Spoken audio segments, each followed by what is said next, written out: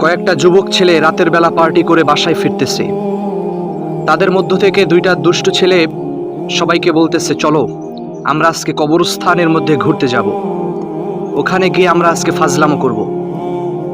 তো কথা মতো সবাই কবরস্থানের মধ্যে ঢুকলো। ঢোকার সাথে সাথে পিছন থেকে অনেকগুলো যুবক ভয়ে পালিয়ে চলে গেল।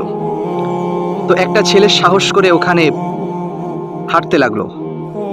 তো হাঁটতে হাঁটতে কবরের যখন একেবারে মাঝ বরাবর চলে গেল, চতুর্পাশে হাজার হাজার মানুষ শুয়ে রয়েছে মৃত অবস্থায়। তাদের শেষ সমাধিতে সেই যুবক ছেলেটা হাঁটতেছে। তৎক্ষণাৎ তার পিছন থেকে কেউ একজন তাকে ডাক দিয়ে বলতেছে, তুমি যে এখানে ঢুকেছো, কার পারমিশনে ঢুকেছো? আল্লাহু আকবার। এই কথা শুনে যুবক ছেলেটা ভয়ে থরথর করে কাঁপতে লাগলো। তার চোখ থেকে পানি বেরিয়ে এলো, কলিজাটা শুকিয়ে গেল। পিছনে তাকিয়ে দেখতেছে খুবই বিভৎস চেহারার একজন তার দিকে তাকিয়ে রয়েছে। তার মুখটা একেবারে ফ্যাকাশে, মনে হচ্ছে অনেক দিন যাবৎ কেউ অত্যাচার করেছে। পুরা মুখটা পুরে পোড়া মুখের মতো দেখাচ্ছে। মনে হচ্ছে সারা শরীরটা কে যেন তেলের মধ্যে ভাজা ভাজা করে ফেলেছে, এরকম তার শরীরটা।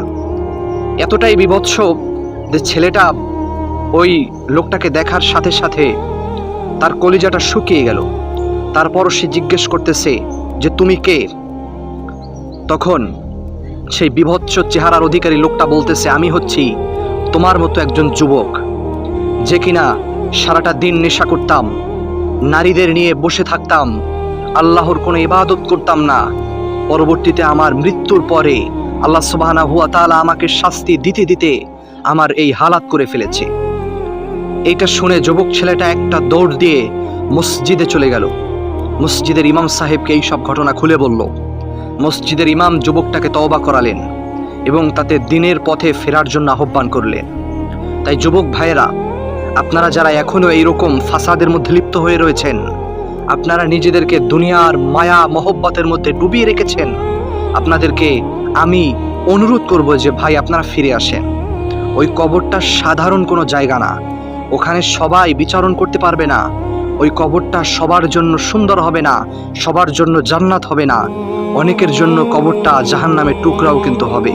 তাই আল্লাহ পাক আমাদের সকলকে সহি বুঝ দান করুক, আমিন।